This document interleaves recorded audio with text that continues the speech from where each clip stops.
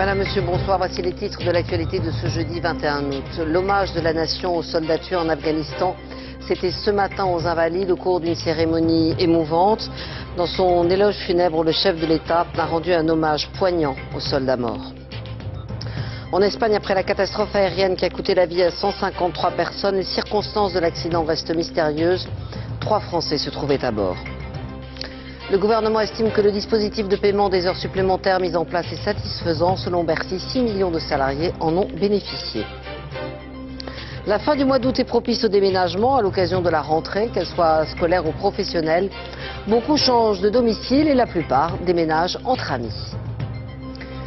Gérard Jugnot, de nouveau acteur et réalisateur dans un film d'époque où il campe un grand couturier baroque au XVIe siècle sous l'Inquisition.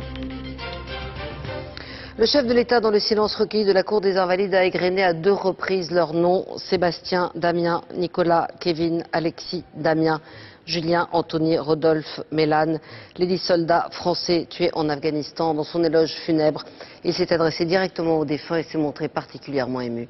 Jacques Cardoz. Face au deuil, il est d'usage de garder le silence.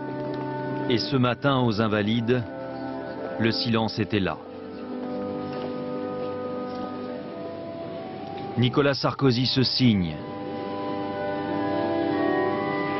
Lorsque débute l'office religieux, les visages sont graves. Au premier plan, devant l'autel, les 10 cercueils recouverts de ce drapeau pour lequel ces hommes se sont battus.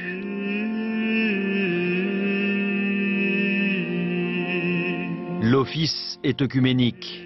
Parmi les défunts, 9 catholiques, 1 protestant, l'évêque aux armées, puis le pasteur disent la prière. L'un d'eux égrène les prénoms. Damien, Julien, Anthony, Alexis, Kevin. Les familles des défunts sont dans l'affliction, la peine. Rien ne peut décrire ces moments. Un ultime adieu. L'office, simple, digne, s'achève. Le chef de l'État est là. C'est d'abord lui qui croise un regard. Au premier rang, il est témoin de la douleur.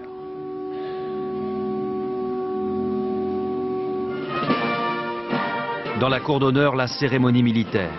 Là se mêlent anonymes, ministres et familles. C'est l'heure d'un autre hommage, celui des compagnons d'armes. Légionnaires, parachutistes. Béret rouge vissé sur la tête, le 8 est en deuil. Le 8, c'est le nom que les militaires donnent à ce régiment célèbre, le 8e RPIMA. C'est lui qui a payé le plus lourd tribut. 8 d'entre eux ont perdu la vie. Dans la cour, ministres, parlementaires, officiers, l'État dit son émotion.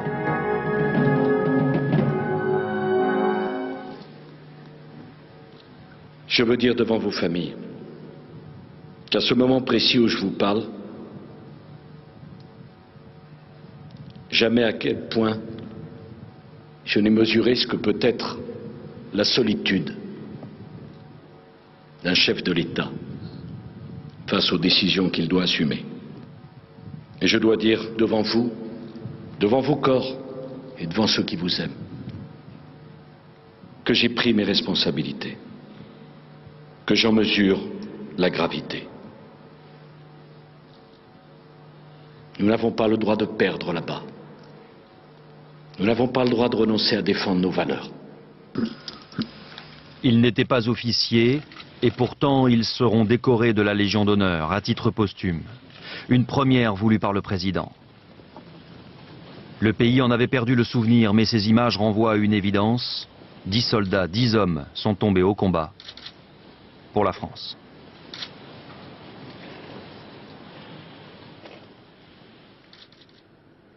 À l'issue de cette cérémonie aux Invalides, le président de la République a rencontré les familles, les unes après les autres. Il a promis de les tenir informés de ce qui s'était passé au cours de cette embuscade fatale. Fanny Stenler et Héloïse Mallet.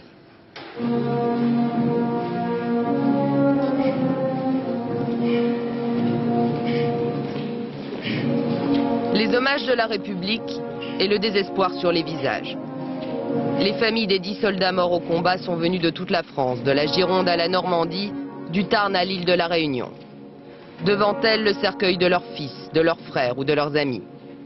Malgré les discours officiels, les mots de reconnaissance, la douleur est insupportable. Je suis vraiment meurtrie pour ce qui m'arrive, ce qui arrive à mon fils. Mais en même temps, il a eu de la bravoure, il est mort avec honneur. C'est ça que j'admire le plus, c'était un brave garçon. Dans la foule, les familles des soldats blessés ont aussi tenu à être présentes. Il aura toujours en tête qu'il a perdu tous ses amis, c'est ça qu'il dit. Je les ai tous perdus, m'a-t-il dit. Voilà, et il va falloir les réparer maintenant, ces enfants-là qui sont traumatisés. Dès demain, les 10 soldats tués en Afghanistan seront inhumés dans l'intimité de leur famille. Mais pourquoi vous me le dites pas, putain? Et à Castres, la population aujourd'hui a observé une minute de silence. Alors que se déroulait à Paris la cérémonie aux Invalides, le maire de la ville de Castres a rendu hommage aux enfants du pays dont les obsèques auront lieu vendredi. J'ajoute que sur place, au cours des dernières 24 heures en Afghanistan, 8 autres soldats des forces internationales ont été tués au cours d'attentats, dont 3 Canadiens à Kandahar et 3 Polonais à Ghazni. Et puis, toujours en Afghanistan, une de nos équipes a pu retourner sur les lieux de l'embuscade à 50 km de la capitale. Ils ont retrouvé le bivouac où les soldats s'étaient arrêtés car l'attaque a eu lieu sur un site où les Français s'étaient déjà rendus. Les circonstances exactes de cette embuscade seront analysées dans le détail, ont promis les autorités civiles et militaires.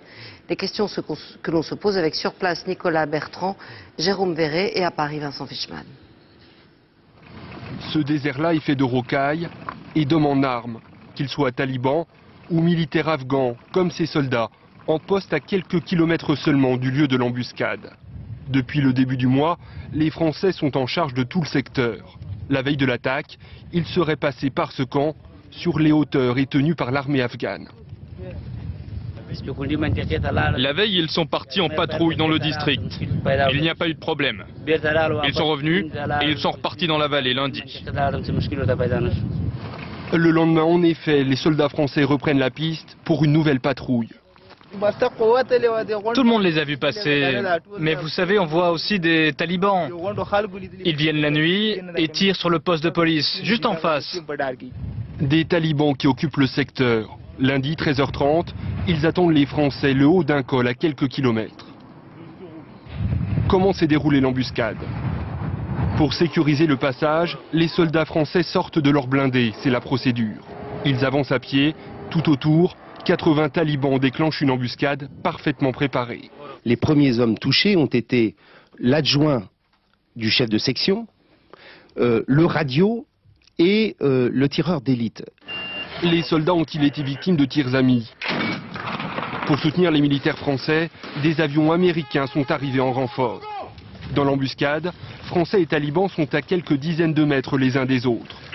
Selon le témoignage des rescapés recueillis par le journal Le Monde, les avions se seraient trompés de cible et auraient tiré sur les Français. Il y a eu des tirs de canons mitrailleurs d'avions américains qui ont été guidés par des forces spéciales américaines et nous n'avons aucune information de la sorte nous permettant de considérer que des soldats français sont morts sous le feu d'avions de l'OTAN.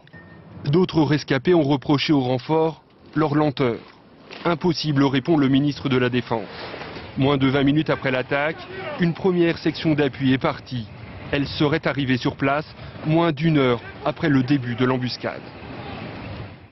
Au cours des cérémonies, aujourd'hui, le président de la République s'est montré très touché. Il a évoqué, on disait, la solitude du pouvoir et le poids des décisions dans ces circonstances particulièrement dramatiques. Michaël Darmon, vous êtes en direct de l'Élysée. On a le sentiment qu'aujourd'hui, Nicolas Sarkozy a réellement endossé la dimension tragique de la fonction présidentielle. Oui, tout à fait, Françoise. Cette phrase sur la solitude du chef de l'État retentit aujourd'hui vraiment comme un tournant dans le quinquennat du président Sarkozy. C'est vrai que dans son parcours de mise à l'intérieur, il a eu l'habitude de rencontrer des Français frappés par le malheur, qu'ils soient civils ou militaires. Mais cette fois-ci, la dimension est différente. C'est la première fois qu'il porte un hommage national pour des soldats tombés au combat, tout en confirmant la feuille de route donc des armées françaises en Afghanistan. Alors, c'est Nicolas Sarkozy, depuis mai 2007, a sans conteste redessiné le costume de la fonction présidentielle. Il est vrai qu'aujourd'hui, il a endossé le lourd manteau de la responsabilité suprême. Merci, Michaël. À Madrid, l'Espagne tente de comprendre comment l'avion qui avait fait une première tentative de décollage s'est finalement écrasé en bout de piste, tuant 153 personnes. Certains s'interrogent sur la qualité de la maintenance des avions de la Spanair. Arnaud Comte. L'avion de la compagnie Spanair a été pulvérisé. Sur ce document amateur tourné quelques heures après le crash, on comprend mieux pourquoi la plupart des passagers n'a pas survécu. La queue de l'avion est calcinée. Dans ce champ de débris, les 2 boîtes noires de l'appareil ont été récupérées. Elles seraient exploitables. Il est 14h45 hier lorsque le McDonnell Douglas 82 entame sa phase de décollage. Selon plusieurs témoins, le réacteur gauche aurait pris feu. Le pilote aurait alors tenté un atterrissage d'urgence, mais l'avion est sorti de piste et s'est embrasé. Que s'est-il passé? La ministre espagnole des Infrastructures a confirmé qu'avant l'accident, le pilote avait fait une première tentative de décollage.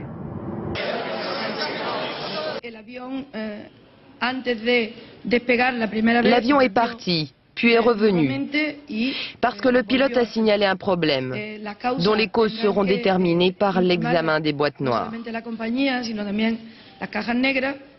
Au lendemain du drame, la presse espagnole s'interroge et pointe du doigt Spanair, la 2e compagnie aérienne du pays.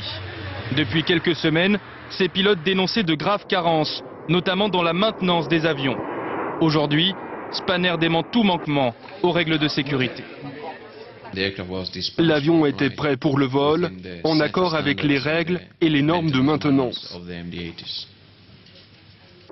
L'enquête déterminera si la catastrophe est due à un problème technique ou à une erreur humaine. En principe, tous les pilotes savent comment réagir en cas d'incendie de réacteur. Vous coupez le carburant, vous appuyez sur l'extincteur et vous attendez. Et vous essayez d'arrêter le feu comme ça. Ensuite, il y a toute une procédure pour revenir le plus rapidement possible et sauver les passagers et l'avion évidemment. Malheureusement, il n'a pas eu le temps de faire tout ça. Pourquoi n'a-t-il pas eu cette possibilité? L'analyse des boîtes noires devrait apporter les premières réponses. Les 19 survivants de la catastrophe souffrent de brûlures graves, de traumatismes crâniens et de fractures. Parmi eux, 3 enfants, 2 petits garçons et une petite fille. 3 jours de deuil national ont été décrétés et 5 minutes de silence observés aujourd'hui à la mi-journée dans le centre-ville de Madrid. Le roi d'Espagne et son épouse se sont rendus dans la chapelle ardente où sont regroupés les corps pour soutenir les familles. Sur place, Franck Genozo et Claire-Marie Denis. Par groupe de 4 ou 5, les fourgons mortuaires quittent la chapelle ardente. À l'intérieur, les corps des 39 premières victimes identifiées 24 heures après l'accident. Dans le même temps, les bus des proches continuent à affluer. Une fois arrivé dans ce hall d'exposition, un membre de chaque famille se voit confier une lourde tâche, mettre un nom sur les cadavres qui reposent dans le bâtiment 6, la même où avaient été amenées les victimes des attentats du 11 mars 2004. Pour la plupart, les familles sont arrivées hier soir en provenance des Canaries. Imaginez, nous avons perdu un garçon de 23 ans. C'était son anniversaire aujourd'hui. Spanair leur a réservé 300 chambres dans cet hôtel aux drapeaux en berne. Certains ont du mal à réaliser. Tout le monde digère peu à peu, mais le pire est à venir quand chacun va devoir rentrer à la maison. Pour d'autres, la douleur est trop forte. Et c'est le temps de la colère. Ils s'en lavent les mains. La compagnie aérienne s'en lave les mains. C'est une honte. La plupart passent sans un mot, comme abasourdis. Et avec eux, c'est toute l'Espagne qui est en deuil. En tout début d'après-midi, le roi Juan Carlos en personne vient s'incliner sur les dépouilles et consoler les familles. Au même moment, au cœur de Madrid, plusieurs centaines de personnes sont venues se recueillir en silence à la mémoire des disparus. La classe politique, d'habitude si divisée, est unie dans la douleur. Madrid pleure ses enfants perdus. Le deuil doit se poursuivre pendant encore 2 jours. Franck Genozo, bonsoir. Vous êtes à Madrid. Est-ce qu'on en sait un peu plus sur les victimes et notamment les 3 Français qui étaient à bord de l'avion? Absolument, il y avait 3 Français à bord du vol à destination des Canaries qui s'est écrasé hier au décollage à l'aéroport de Madrid. Parmi eux, une franco-espagnole dont l'identité n'a pas encore été précisée. Et puis un père de famille de 32 ans, Patrick Charilas, qui partait en vacances avec son petit garçon de 4 ans, Ethan. Patrick Charilas était un ancien gymnaste de haut niveau, médaillé à plusieurs reprises au championnat d'Europe de gymnastique. C'était également un salarié d'Air France où il avait passé un brevet de secourisme aérien afin de devenir steward dans les mois prochains. Leurs familles sont attendues ici à Madrid ce soir, dans un premier temps pour identifier les corps, et puis elles pourront également se recueillir sur les dépouilles, ici dans la chapelle ardente qui a été dressée juste derrière moi, dans le parc des expositions de Madrid. Merci beaucoup pour ces précisions, Franck. Aux États-Unis, la tempête tropicale Faye reste active sur la Floride. Les pluies diluviennes et les rafales de vent ont aggravé les inondations. 100 000 personnes sont privées d'électricité. Le gouverneur de la Floride demande que l'État soit déclaré en catastrophe naturelle pour débloquer des fonds. La tempête tropicale devrait atteindre le golfe du Mexique samedi matin. À Paris, les agriculteurs du syndicat paysan le MODEF, proche du Parti communiste et essentiellement implanté dans le sud-ouest, ont vendu 60 tonnes de fruits et légumes, notamment place de la Bastille. Un marché géant de salades, pommes de terre, melons, tomates, pommes, poires, prunes et brugnons était proposé à prix coûtant, entre 1 et 2 euros le kilo. Les agriculteurs voulaient ainsi dénoncer les marges des centrales d'achat au détriment des producteurs et des consommateurs. Et dans le revenu agricole, précisément, il existe de grandes disparités d'une région et d'une production à l'autre. Si les céréaliers sont les grands gagnants de la saison, surtout dans le Nord, en revanche, pour les éleveurs, c'est plus difficile et ce sont les producteurs de moutons et d'agneaux qui sont les plus touchés. Portrait croisé avec Valérie Gagé et François Privat. Mon premier cultive du blé à Hermaville, dans le Nord-Pas-de-Calais. Mon second élève des brebis à Saint-Christophe, un village des Charentes. Ces 2 agriculteurs ont le même âge, la même passion pour leur métier. Mais en 2008, le céréalier sourit alors que l'éleveur fait la grimace. Pour Hervé, le ch'ti, la moisson s'annonce bonne malgré les pluies de l'été. Les cours des céréales qui avaient flambé fin 2007 se maintiennent à des niveaux élevés. Ses revenus devraient augmenter de 20%. C'est vrai qu'on est un petit peu plus optimiste qu'on pouvait l'être il y a 2 ans. Sans perdre de vue que quand même la céréale nous a coûté beaucoup plus cher à produire, là, surtout depuis 1 an. À 600 km plus au sud, pour Pascal le Charentais, la hausse du prix des céréales qu'il donne à ses moutons a des conséquences douloureuses. Il dit gagner 8 000 € par an, à peine plus que le RMI. Il n'y a plus de revenus en élevage ovin spécialisé, les charges sont trop importantes, les aides ne sont pas à la mesure des besoins. Et elles sont mal réparties au niveau des différentes productions. Et aujourd'hui, les éleveurs arrêtent puisqu'ils ne peuvent plus vivre de leur production. Pascal a fait ses calculs. En 1 an, le prix des 3 tonnes de grains qu'il achète pour nourrir ses bêtes a augmenté de 30%. Cela représente 23 € de charge en plus pour un agneau vendu 100 €. Il dénonce les modalités d'attribution des aides européennes qui favorisent les céréaliers. L'argent est mal réparti puisque c'est des subventions. Si leur revenu a augmenté, il faut que ces aides diminuent pour que les éleveurs qui aujourd'hui sont dans de mauvaises dispositions puissent en profiter et survivre. Hervé refuse d'opposer les petits céréaliers comme lui et les éleveurs. La hausse du prix des carburants touche tous les agriculteurs et il n'est pas à l'abri d'une baisse des cours ou d'un incident climatique. D'ailleurs, en plus des céréales, il a choisi de produire du lin, des pommes de terre, des betteraves et des œufs frais. J'ai une volonté quelque part de me diversifier, de ne pas mettre tous mes œufs dans le même panier pour essayer de garder un revenu constant. Quand il y a une production qui ne marche pas, ça peut être compensé par une autre. En 2007, le revenu des agriculteurs français a augmenté de 17%, mais cette moyenne cache de larges écarts. Il y a 1 an, le gouvernement a adopté la loi sur le travail, l'emploi et le pouvoir d'achat qui prévoit entre autres des exonérations sur les heures supplémentaires. Selon le gouvernement, 6 millions de salariés en ont bénéficié. Reportage dans une entreprise parisienne avec Juliette Guérin et Lionel Langlade. Dans cette agence de photos, travailler plus pour gagner plus, c'est une habitude. Patrick Calandic fait en moyenne 18 heures supplémentaires par mois. C'est 200 € de bonus sur sa fiche de paie. Pour moi, oui, c'était intéressant puisque je ne partais pas d'un grand salaire, donc c'était un plus quand même. Une bonne affaire pour ce salarié, pas forcément pour son patron. Ça coûte évidemment plus cher qu'auparavant puisque ce sont des heures supplémentaires qui sont à plus de 25%, alors qu'auparavant il s'agissait d'heures supplémentaires à 10%. Et je crois qu'encore une fois, l'ensemble de nos collaborateurs s'en réjouissent. Comme lui, au deuxième trimestre, plus de 38% des chefs d'entreprise ont eu recours aux heures supplémentaires, soit une progression de 6% par rapport au premier trimestre. Pour le gouvernement, c'est un gain de pouvoir d'achat donné aux salariés. Les économistes, eux, se méfient des effets pervers sur l'emploi. Les heures supplémentaires à l'heure actuelle, dans une activité qui est complètement plate, et peut expliquer pourquoi il y a eu des fortes destructions d'emplois au deuxième trimestre, effectivement. Plus d'heures supplémentaires équivaut à un peu moins de création d'emplois, voire des destructions d'emplois à court terme en tout cas. Faux, répond la ministre de l'économie en visite aujourd'hui à Marseille. L'augmentation des heures supplémentaires n'a pas ces derniers mois empêché le chômage de baisser. L'été, la période propice au changement de domicile, nouvelles affectations, entrées en faculté ou encore changement professionnel. La moitié des déménagements se font entre juin et septembre et la plupart sont réalisés à la bonne franquette entre amis, ce qui demande une solide organisation et un carnet d'adresses bien rempli. Reportage Romain Boutilly et Marc de Langenhagen. Le balai des déménageurs a commencé dès 7 heures. Pour Edith Leland, c'est pratique, il n'y a plus rien à faire. Je n'ai qu'à préparer ma maison, le mobilier, la vaisselle, et eux font le reste. En 10 ans, pour cette mère de famille, c'est le 4e déménagement. Le système D, aujourd'hui, elle n'en veut plus, trop de casse, trop de fatigue. Elle a décidé d'y mettre les moyens, pas loin de 4 000 €. On y met le prix, mais les choses sont faites correctement. Je sais que tout arrivera sans casse. Il y a la formule d'Edith avec les pros, mais il y a aussi celle de Romain avec les amis. Et aussi avec Internet. Un mois avant le jour J, il s'est rendu sur ce site. Il a loué un camion grâce à ce simulateur qui permet d'évaluer la contenance nécessaire.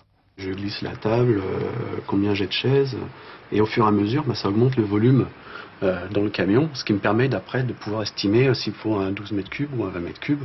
Et contrairement à Edith, Romain ne se contente pas de regarder, car il y a du lourd. Heureusement, les copains sont costauds, maman habituée au rangement, et au final, la facture n'a rien à voir, coût total 600 €. Les amis, c'est moins cher, ça coûte quoi? Ça coûte un repas après, un peu de boisson, une petite fête, quitte à payer un petit peu de sa personne avec un peu d'huile de coude, un peu de sucre. Je préfère encore me défoncer tout seul. Sur les 2 millions de Français qui déménagent chaque année, 80% font comme Romain et comptent sur le coup de main des copains. Dans le nord, près de Douai, un commando a attaqué à l'explosif la nuit dernière un centre de dépôt de fonds. Le commando, composé de 6 hommes et portant des brassards de police, a utilisé des explosifs pour faire sauter la grille d'accès à la salle de comptage. Les hommes sont repartis avec leur butin, 1 600 000 €. Et puis le plan épervier a été déclenché en Ile-de-France pour rechercher un homme qui aurait tué un bébé de 4 mois et blessé grièvement sa mère. Il semble que ce soit le père de l'enfant qui ait commis cette agression cet après-midi. Dans les Yvelines, 300 gendarmes recherchent une camionnette avec laquelle l'homme se serait enfui.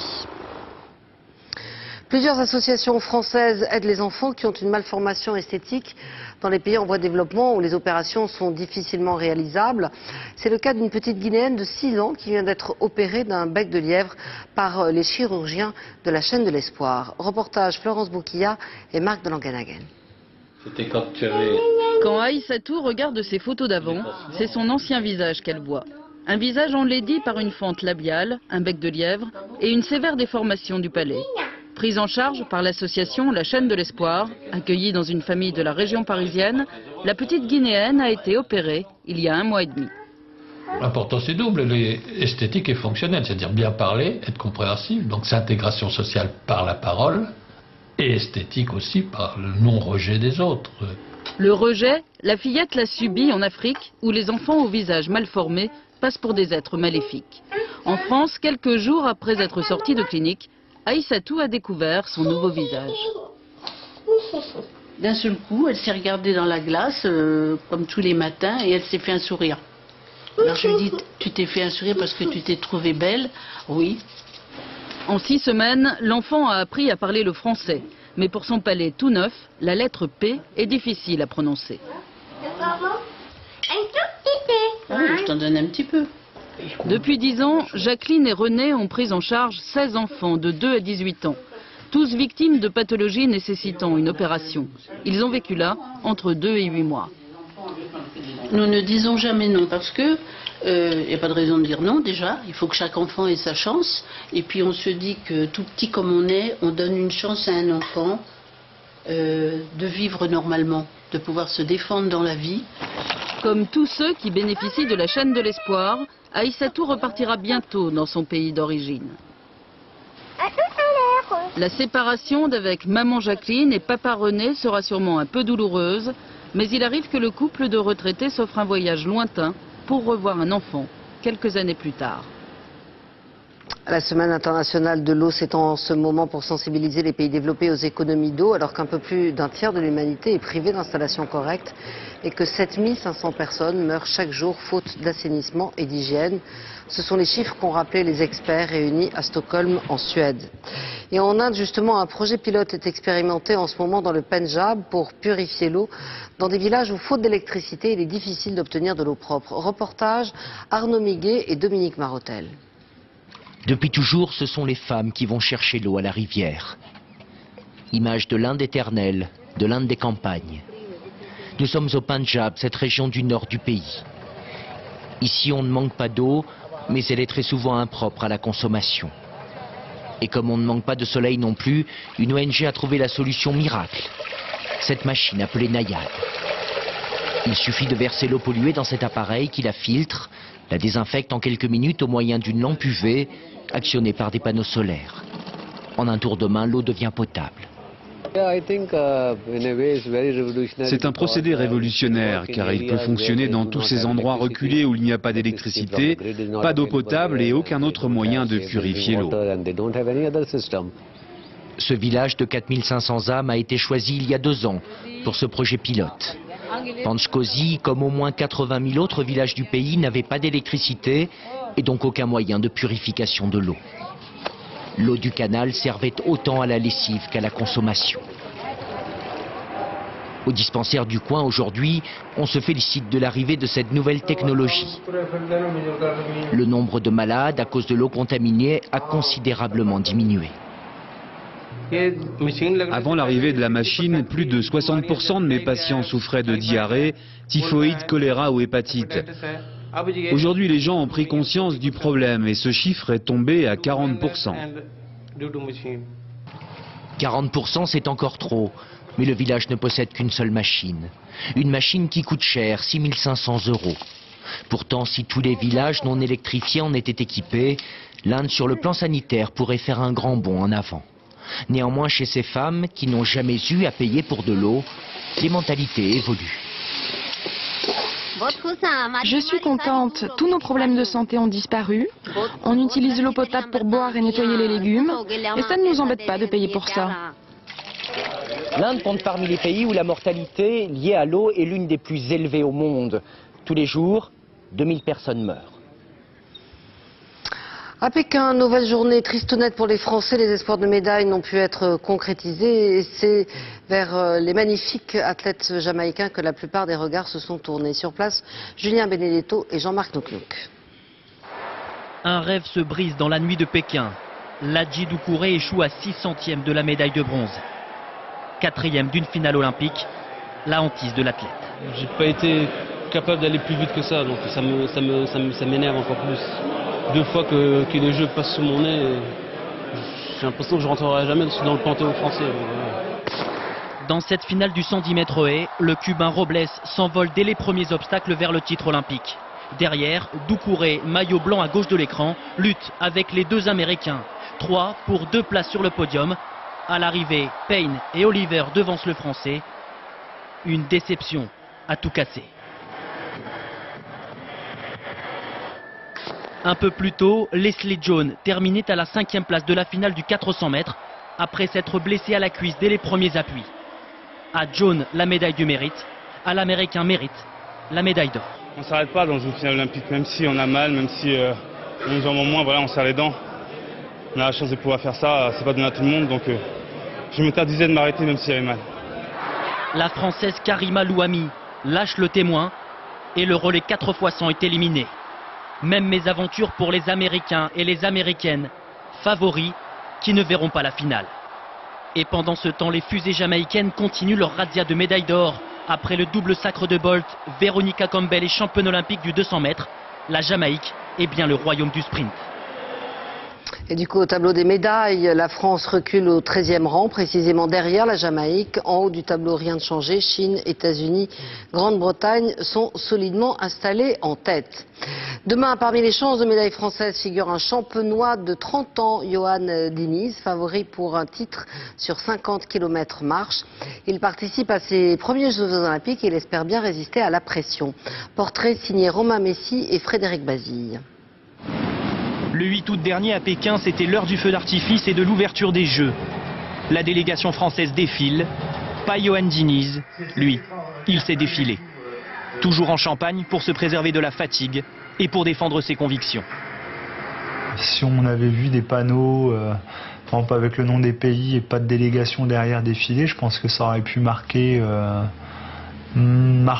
en tout cas le grand public et puis surtout le gouvernement chinois, quoi.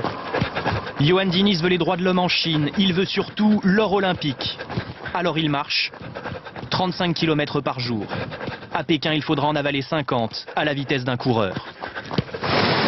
Il s'est fait un nom sous le déluge il y a 2 ans. Yohann Diniz, champion d'Europe à Göteborg, à la surprise générale. Qui m'attendait là, quoi? Pas grand monde, quoi. Hier, c'était la conférence de presse pour les athlètes. J'étais tout seul à la table avec mes potes marcheurs. Personne n'est venu me voir, mais bon, après, c'est aussi normal, quoi. Confirmation l'an dernier, médaillé d'argent au championnat du monde et l'attente énorme d'un titre olympique à Pékin. Je suis prêt, ça c'est sûr, et je suis prêt pour aller chercher un podium, ça c'est encore plus sûr. Je suis plus fort que l'an dernier et que quand j'étais champion d'Europe, donc normalement, c'est sûr que ça devrait payer, mais après voilà, faut pas non plus, la course elle n'est pas gagnée avant d'être faite. Le souffle qui tourne rond et la confiance qui habite généralement les futurs champions.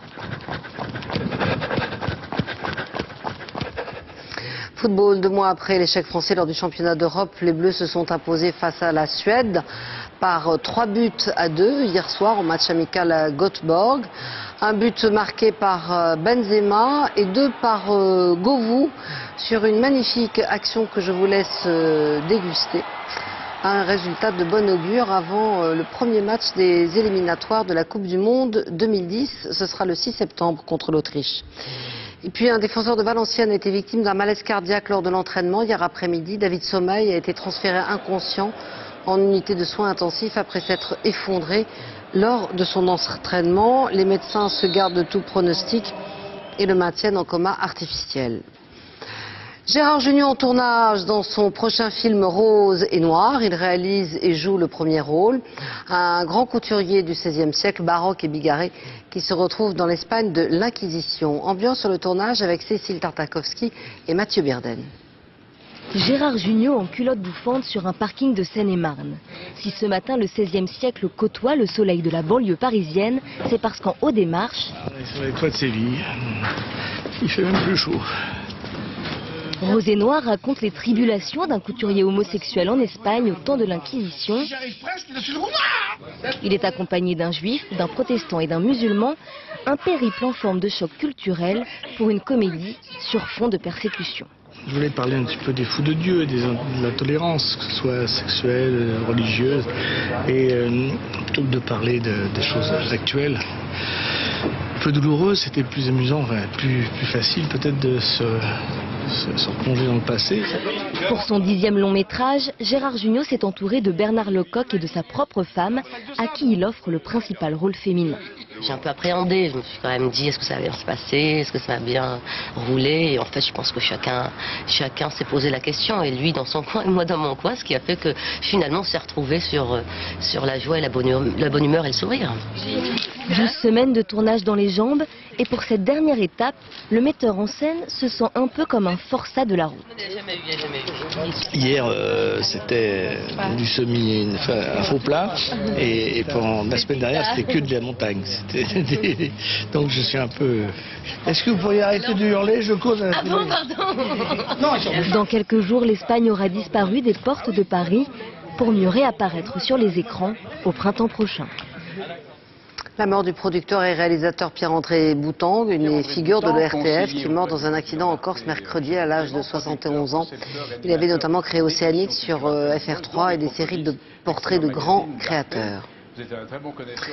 Et puis pour terminer ce journal, retour en Afghanistan, nous venons à l'instant de recevoir les toutes dernières images de Kaboul où les compagnons d'armes des soldats tombés au combat ont suivi à la télévision la cérémonie retransmise par France 2. Les visages étaient graves, recueillis, les yeux rougis, mais ils ont affirmé que pour eux la mission devait continuer. Reportage de nos envoyés spéciaux en Afghanistan, Gérard Grisbeck et Mathias Segaud. C'est le signal du départ. Dernier sourire d'encouragement, il en faut. Chacun sait que le drame de lundi s'est déroulé à 60 km de Kaboul, alors lorsqu'on quitte la capitale... Pourquoi Les questions d'IED, une embuscade, tout peut arriver. IED, c'est-à-dire d'explosifs sur la route? Tout à fait. Il faut bien sûr rester en convoi. Après 4 heures de route, nous n'avons parcouru qu'une centaine de kilomètres. Les renforts français se trouvent ici dans la vallée de la Kapisa. 700 hommes, 400 ici, les autres tout à côté. Et face à eux, les talibans. À l'entrée, chacun s'active autour d'un conteneur. La poste, un lien indispensable pour ces hommes. Le courrier, on va pas dire, c'est un petit peu le moral de la troupe, quoi. Si on n'avait pas de courrier, quand ça arrive, les nouvelles de la famille, les nouvelles des amis, ça fait du bien, quoi. Ils en ont besoin alors que le drapeau français est en berne. Le drame de lundi a fait 10 morts. La plupart d'entre eux appartenaient à ce régiment de Castres. Alors, beaucoup ont suivi à la télévision la cérémonie des Invalides. C'était le seul métier qu'il voulait faire, disait son père. C'était des camarades d'armes, donc forcément, on est militaire, on n'en reste pas moins un homme à la base. Et, ce sont des émotions qui nous touchent comme tout un chacun. Si vous voulez, il y a des choses qu'on ne peut pas retranscrire ce qu'on a dans le ventre.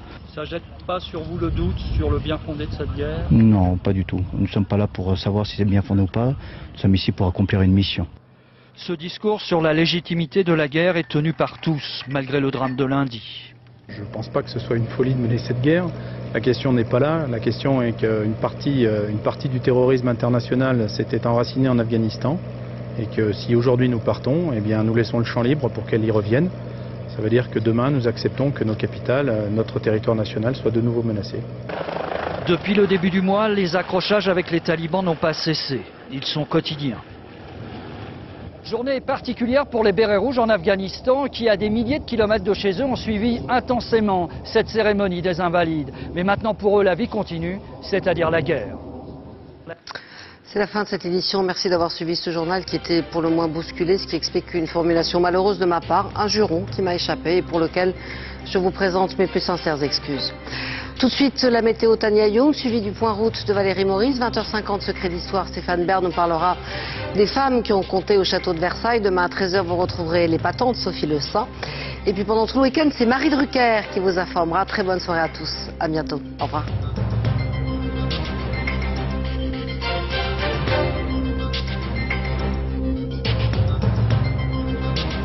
L'info en continu, c'est aussi sur France2.fr.